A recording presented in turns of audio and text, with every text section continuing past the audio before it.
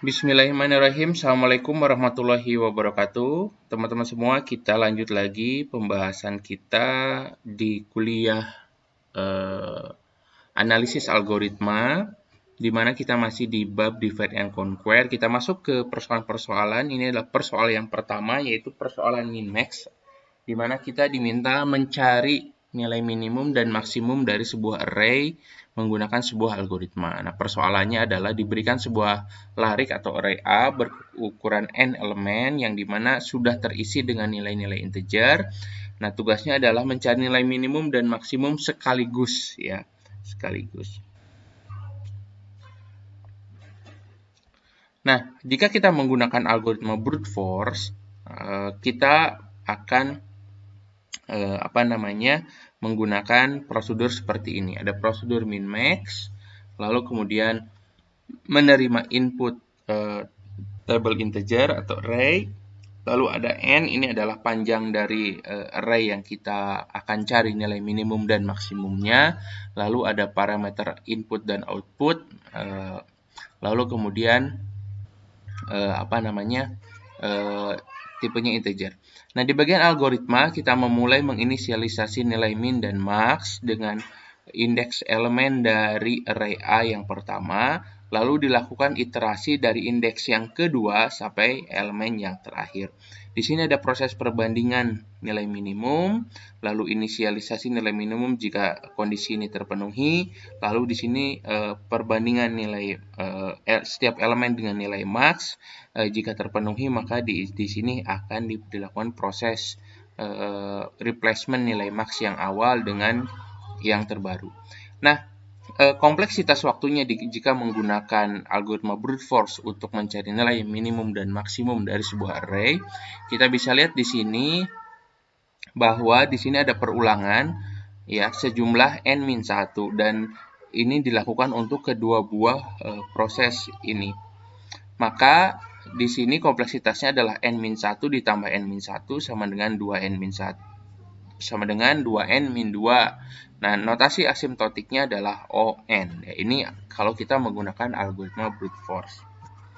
Nah, jika kita menggunakan algoritma divide and conquer, maka ide dasarnya adalah seperti ini. Array yang kita miliki, itu kita pecah menjadi beberapa bagian. Ya. Misal kita pecah menjadi dua bagian, di bagian tengah ini, lalu kemudian di sini ada array yang isinya 4 elemen, yang di sini isinya 5 elemen. Lalu di bagian yang 4 elemen ini kita cari mana nilai minimum dan di sini nilai maksimum. Lalu kemudian di sini mana yang sebelah kanan nilai minimum, mana nilai maksimum. Lalu kemudian digabungnya adalah dengan cara membandingkan nilai minimum dengan nilai minimum mana yang paling kecil, yaitu 1, dan ini nilai maksimum dan nilai maksimum mana yang paling kecil, yaitu adalah 35, gitu ya.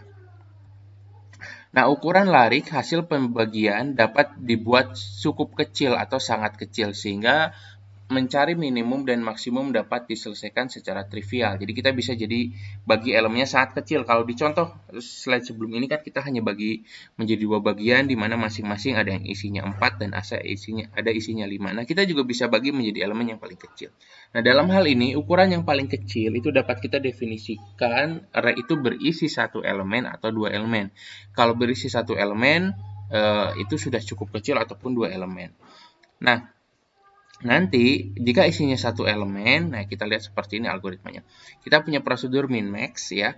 Ini ada array lalu koma jumlah dari array-nya. Pertama kasus jika n-nya 1 atau 2, ini dianggap ukuran paling kecil. Nah, jika n-nya sama dengan 1, maka nilai min dan nilai max-nya adalah elemen tersebut gitu ya. Dia sendiri adalah nilai minimum dan maksimumnya. Jika elemennya 2, maka bandingkan kedua elemen tersebut untuk menentukan nilai yang paling besar adalah max, nilai yang paling kecil adalah min. Nah, untuk kasus yang lebih dari 2, bagi dua larik A tersebut, jadi kita lakukan proses divide ya. Kalau lebih dari 2, kita lakukan divide menjadi dua bagian, A1 dan A2. Nah, lalu kemudian A1 dan A2 ini kita masuk ke bagian conquer, di mana A1 dan A2 ini masuk kembali ke prosedur min max, di mana A1 jumlah elemen n bagi 2, n yang kita punya, dan menerima min 1 dan min max ini sebagai parameter output ya. Nah, setelah proses dimasukkan kembali ke dalam prosedur, maka jika if min kurang dari min max, then min sama dengan min 1, else min sama dengan min 2. Jika max 1 kurang dari max 2, then max adalah max 2, L max adalah max 1. Jadi ini proses membandingkan antara min 1 dan min 2 ya. Kita mencarikan tadi dalam proses combine kita membandingkan ya. Kita coba kembali lagi. Di sini ada proses combine membandingkan min 1 dan di sini min 2 ya. Ini yang ini sebelah kiri kita anggap min 1, ini min 2. Seperti itu apa namanya idenya. Nah, ini adalah prosedurnya, prosedur min max 2. Ini yang tidak menggunakan brute force, menerima larik I sampai I, J. Nah, di sini perlu kita tentukan I, J tidak satu elemen, tidak satu nilai. Kenapa? Karena kita harus tentukan yang awal dan yang akhirnya, tipenya integer, lalu parameter outputnya min dan max ya. Di sini kita punya min 1, min 2, max 1, dan max 2. Nah, di sini jika elemennya berukuran 1, maka minnya adalah AI dan maxnya juga AI. Jadi elemen tersebut gitu ya. Jika I sama dengan J ya, jika sama ya, jika dia hanya satu elemen artinya ujung depan dan ujung belakangnya sama. Nah, jika berbeda I sama dengan J min 1, maka kita proses perbandingan di sini ya. Jika AI kurang dari AJ, maka minnya adalah AI, jika tidak maka minnya adalah AJ dan maxnya adalah sebaliknya. Nah, jika ukurannya lebih dari 2 elemen, maka di sini kita punya K. K ini adalah nilai pembagi, itu adalah I ditambah J dibagi dengan 2. Untuk bagian sebelah kiri min max, masukkan ke dalam min max A dari I sampai yang ke K, lalu min 1 dan max 1, lalu kemudian max, panggil lagi prosedur yang min max 2, untuk yang sebelah kanan A dari K plus 1 sampai J sampai paling ujung. K ini kan tadi tengah-tengah ya, ini plus 1 karena untuk next element, min 2 dan max 2. Lalu di sini ada proses combine, min 1 kurang dari min 2, maka min adalah min 1, jika tidak maka adalah min min 2, and if, lalu jika ini max 1 kurang dari max 2 dan max 2, jika max 1 kurang dari max 2, maka maxnya adalah max 2, di sini jika tidak maxnya adalah max 1. Nah, untuk pemanggilan pertama, min max adalah A 1 sampai N, min maxnya ini kita isi dengan nilai nilai yang sangat besar gitu. Kita isi aja nilai dengan sangat besar tertentu. Nah, jika kita lihat dalam bentuk diagram sebuah array isinya 8 elemen, ini ada arraynya, lalu kita bagi 2, bagian sisi sebelah kiri 4, bagian sebelah kanan 4, ini masih cukup besar, kita bagi lagi, ini bagian yang sini 2, 2, 2, ini sudah dalam kita anggap elemen yang paling kecil. Nah, setelah itu kita cari mana yang paling kecil, ini 4, ini 9, ini 1, ini 2. Nah, ini adalah proses solve-nya ya, mencari min max-nya. Lalu kita combine, 4 dengan 9 kita ambil yang paling kecil, 12 dengan 23 kita ambil yang paling besar, dan juga yang bagian sebelah kanan pun juga sama. Ini diambil 1, yang paling kecil, ini 35 yang paling besar. Lalu setelah itu, antara bagian yang ini kita cek lagi, mana yang min, minnya adalah 1, mana yang max, maxnya adalah yang 35. Maka didapatkan nilai minnya adalah 1, nilai maxnya adalah 35. Oke, nah gimana kalau n-nya sama dengan 9 atau bilangan dari larik, jumlah dari elemen larik ini ganjil ya. Kalau di video yang tadi itu isi bilangannya genap. Nah, kita bagi, yang sebelah kiri ada 4 elemen, yang sebelah kanan ada 5 elemen, yang sebelah kiri kita bagi 2. Kita bagi 2 pada bagian akhirnya ini 4, 4 dan 12. Yang ini 2, 3, dan 9. Nah, di yang bagian kanan kita bagi yang ini 2, yang ini 3 ya.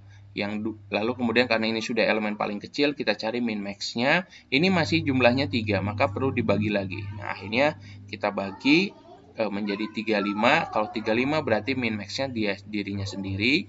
Kalau yang ini 24 kita pilih mana yang min, mana yang max. Selalu ada proses combine.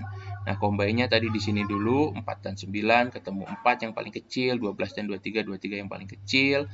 Ini dia belum ada proses combine-nya, menunggu yang sebelah kanan dulu, yang bagian kanan 35 dengan 2 min-nya adalah 2, max-nya adalah 35, baru dari elemen yang ini dikombin dengan yang ini.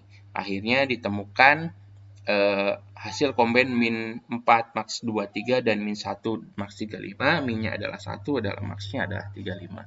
Jadi algoritma ini bisa bekerja meskipun jumlah dari elemennya ganjil ya. Genap sudah tentu pasti bisa, ganjil juga bisa. Nah, bagaimana dengan kompleksitas waktunya? Ketika kita menggunakan algoritma min-max 2 ini atau yang menggunakan divide and conquer, maka kita lihat pertama adalah jika n-nya sama dengan 1, maka dia 0 ya. Dia tidak ada proses apapun ya. Lalu kemudian jika n-nya 2, maka dia kompleksitasnya adalah 1. Jika n-nya lebih dari 2, maka kompleksitasnya sudah kita sampaikan adalah 2t n bagi 2 ditambah 2. Nah, kita bisa asumsikan sebenarnya n ini adalah 2 pangkat k ya, di mana k bilangan bulat positif. Jadi n ini isinya bisa 2, 4, 8, 16 dan seterusnya. Nah, maka untuk yang tn ini adalah kompleksitas waktunya adalah 2t di 2 kali t n per 2 dibagi 2. Nah, ini ada proses rekursif di sini, ini tn, di sini ketemu t lagi di sini, maka semua bagian yang ini kita sama-sama bagi 2, maka jadinya ini 2 kali 2t di dalamnya n per 4 ya, plus 2 ditambah 2 jadinya seperti ini. Lalu kemudian kita pindahkan ke sini dan kita bagi 2 lagi, maka jadinya seperti ini dan seterusnya. Kalau kita hasilkan sampai n yang paling akhir, maka kita bisa lihat untuk bagian kanan ini kan 8 tambah 4 tambah 2 gitu ya, dan seterusnya. Maka ini adalah deret ya, deret geometri untuk 2 pangkat i dari i sampai 1 sampai dengan k-1. Lalu kemudian yang bagian kirinya adalah 2 pangkat k-1 dari t2 gitu, karena nanti ini pada akhirnya akan sampai 2. Nah, kalau kita sederhanakan yang 2 pangkat k-1 ini jadi n per 2 ditambah dengan n per 2 ya, n per 2 seperti itu. Maka kompleksitas waktunya adalah 3n dibagi 2 dikurang 2. Notasi asimtotiknya itu adalah on ya. Kalau kita lihat di sini untuk algoritma min-max 2 yang menggunakan algoritma divide and conquer, yaitu notasi asimtotiknya ternyata sama dengan brute force, yaitu adalah big On ya. Tadi kita sudah bahas di awal big On. Nah, namun kalau kita lihat tadi, kita bandingkan min-max 1 yang menggunakan brute force itu tn-nya adalah 2n min 2 ya. Ini notasi asimtotiknya adalah on. Nah, untuk yang min-max 2 yang menggunakan divide and conquer, tn-nya adalah 3n per 2 kurangi 2. Nah, di sini ada proses pembagian 2. Perhatikan bahwa 3n per 2 min 2 itu lebih kecil dari 2n min 2 untuk n lebih besar sama dengan 2. Jadi kalau n-nya lebih besar sama dengan 2, maka algoritma divide and conquer ini lebih cepat ya, lebih efisien dalam memprosesnya. Tapi kalau n-nya 2 ataupun 1 ya dia sama aja ya. Kalau kita masukkan 2 dan 1 ke sini, maka nilainya tidak memenuhi yang ini ya. Kesimpulannya, persoalan min-max ini lebih mampus atau lebih efisien diselesaikan dengan algoritma divide and conquer. Nah, moral dari contoh ini adalah bahwa algoritma divide and conquer dapat membantu kita menghasilkan algoritma yang lebih mampus atau lebih efisien. Kalau kita lihat secara detail, tadi kompleksitasnya jauh lebih efisien, walaupun secara notasi asimtotik dia kita bisa bilang sama. Oke, itu untuk pembahasan kita kali ini. Kita akan masuk ke contoh-contoh berikutnya. Sampai ketemu lagi. Assalamualaikum warahmatullahi wabarakatuh.